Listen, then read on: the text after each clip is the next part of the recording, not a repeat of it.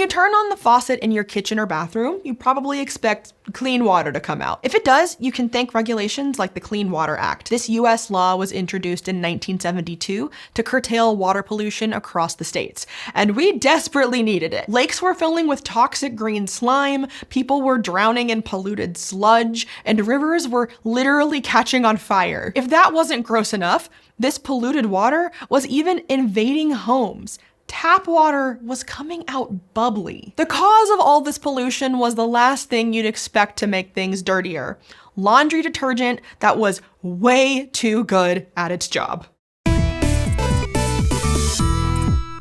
In the 1940s, laundry machines were spreading to households across the United States. The appliances promised to free up hours or even days that people used to spend scrubbing clothes by hand. And that is so worth it, in my opinion.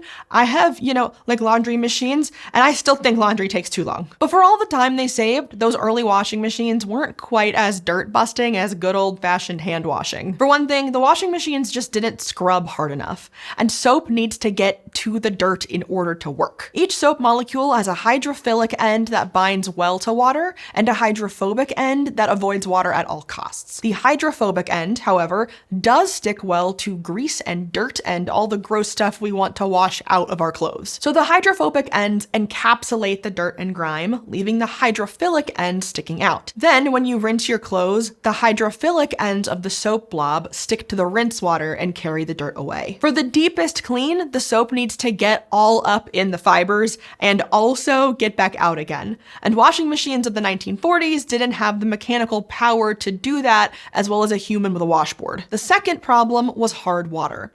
Hard water contains lots of calcium and magnesium ions. It's common in areas that rely on groundwater, like the Midwest and Rocky Mountains. As water moves through dirt and rock, it dissolves calcium and magnesium, carrying them into the water supply. Hard water makes it hard to do your laundry because soap reacts with those ions and forms a solid called soap scum. Scum is stubborn to get rid of, as cleaning commercials are constantly reminding me, because once scum forms, it sticks to your hands, shower, washing machine, and even itself. If soap molecules get scummy, then they can't stick to the dirt anymore. So harder water typically means soap is less effective than it is in soft water. Despite these problems, washing machines were still a huge time saver, and cleaning companies saw big dollar signs ahead if their scientists could find some consumer-friendly solutions. One company, Procter & Gamble, was perfect for tackling this new soap problem because they were already a giant in the soap industry. One of P&G's founders, James Gamble, even got his start as a soap maker. They were based in Cincinnati, a city nicknamed Porkopolis for, you guessed it, its booming pork industry. Like centuries of craftspeople before them, P&G used animal fats, byproducts of the meat industry, to make soap. When P&G researchers turned their attention to laundry, they switched to using synthetic detergents rather than soaps made from animal products. Soaps and detergents clean dirt in similar ways, and all soaps are detergents, but not all detergents are soaps. A lot of people use the terms interchangeably regardless, but because they're designer chemicals, synthetic detergents are usually really great at their jobs. The scientists also found that adding certain builder chemicals made the detergents more effective. Builders help by reacting with the calcium and magnesium ions in hard water. They lock those ions away, leaving the rest of the detergent free to do its job. Builders also make it easier for the soapy molecules to get deep into your clothes fibers and stick to the stubborn dirt embedded there. With builder in the detergent mix, machine-washed clothes got just as clean as hand-washed clothes.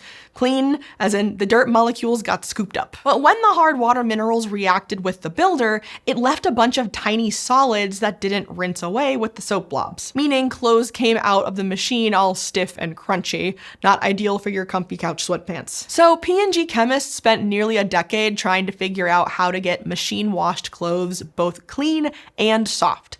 Cutting down on the amount of builder helped a bit, but not enough. Until one day, a scientist tried flipping the ratio of builder to cleaning agent, like using way more builder than you would ever need to lock up the hard water ions. For whatever reason, that did the trick. No one could figure out why it worked so well, but clothes were coming out of the wash clean and soft. In the end, Procter & Gamble chemists landed on a formula that used 3 times as much builder as cleaning agent.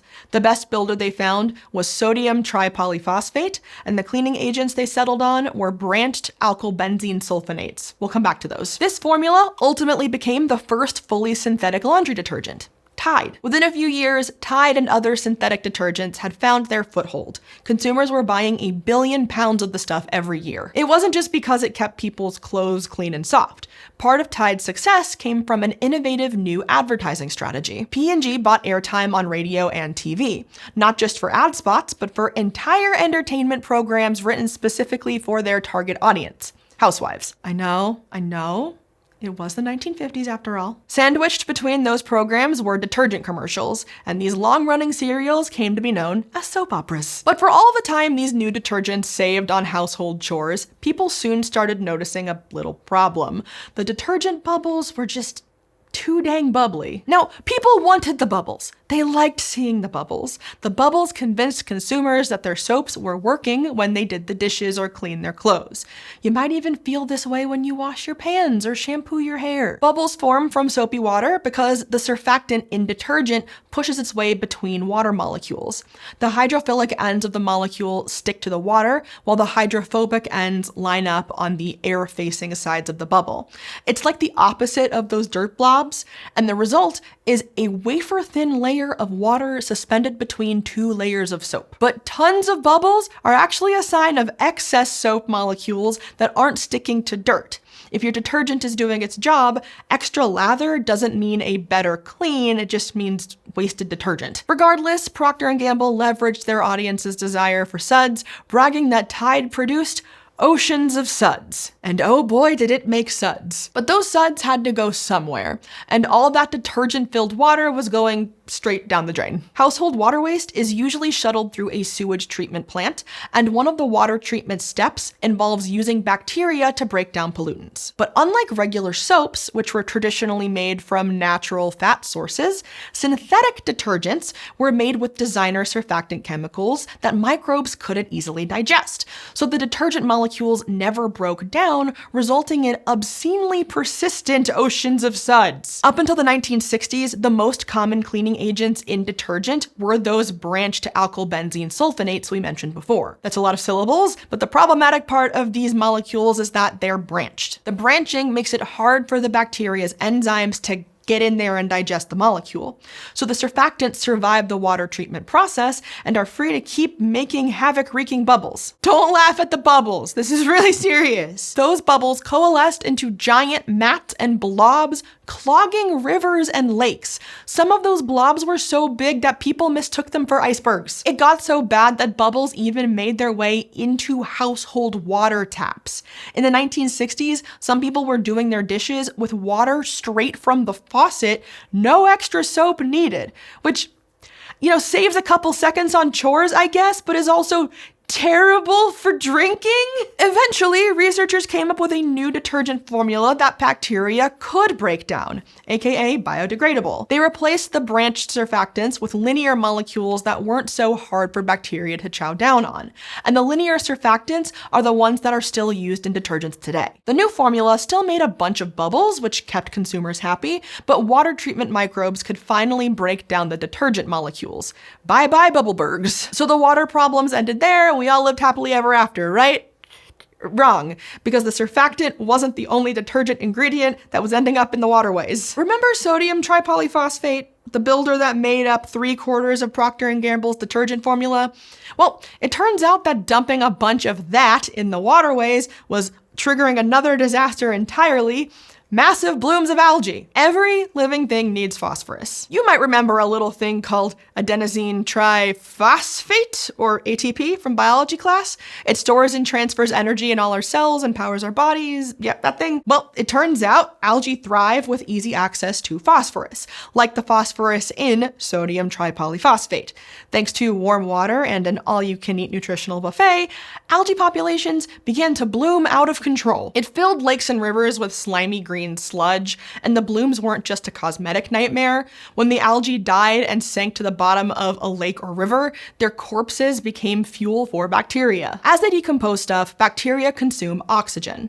And when they started eating all that algae, the bacteria used so much oxygen that it created oxygen-depleted dead zones that choked out other aquatic wildlife like fish. This was particularly bad in Lake Erie. In the 1960s, some people declared the lake completely dead because the oxygen-deprived dead zones were so extensive. If you have an older edition of The Lorax by Dr. Seuss, you might find a reference to Lake Erie there. It was rhymed with smeary.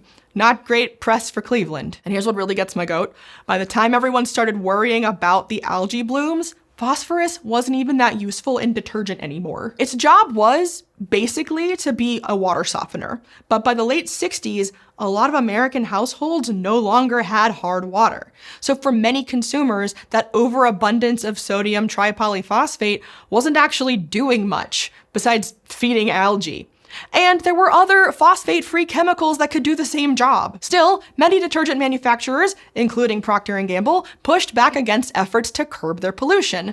They insisted they weren't the only ones responsible for polluting the waterways. Technically, that was true. Human waste and sewage was also a major source of fuel for these algae blooms, but the bubbles certainly weren't lying. While some businesses fought against phosphate bans, others leaned into the environmental angle. Purex, one of Tide's competitors, ran an ad in 1970 that called out the harmful effects phosphates had on the environment. And Purex didn't come to play. They named names and listed the amounts of phosphates in each of their competitors' products. That marketing tactic, combined with community activism and the first Earth Day celebration in 1970, led to a growing list of city and statewide bans on phosphate detergents. Phosphates were eventually removed from detergent entirely, and the Clean Water Act of 1972 also came around to help curb pollution and regulate water quality. With these new protections, waterways across the US began to improve. And thankfully, Lake Erie wasn't dead after all. As the amount of phosphorus in the water declined, Lake Erie bounced back in the 80s. Dr. Seuss even removed the line about Lake Erie from updated editions of the Lorax. For a while, it did seem like the phosphate problems were solved and we'd all live happily ever after. Unfortunately, phosphorus and algae blooms are once again choking lakes and rivers, and this time the sources are harder to pin down. Among other sources of pollution, agricultural runoff is dumping phosphorus into our waterways in the form of chemical fertilizer and animal manure. It's harder to control this time because it's not necessarily coming from one place. And runoff, in particular, isn't something you can just stick a fence around. The lakes themselves have changed too. For example, invasive zebra mussels are actually making modern algae blooms even more harmful than they were in the 70s. But with the power of organized action, we've successfully cleaned up our waters before, and we can do it again. We just need to roll up the sleeves of our freshly washed shirts and make it happen. By the way, this story was inspired by the incredible book, The Devil's Element by Dan Egan. So if you like this video, you should absolutely check out the book for other fascinating stories about the element phosphorus.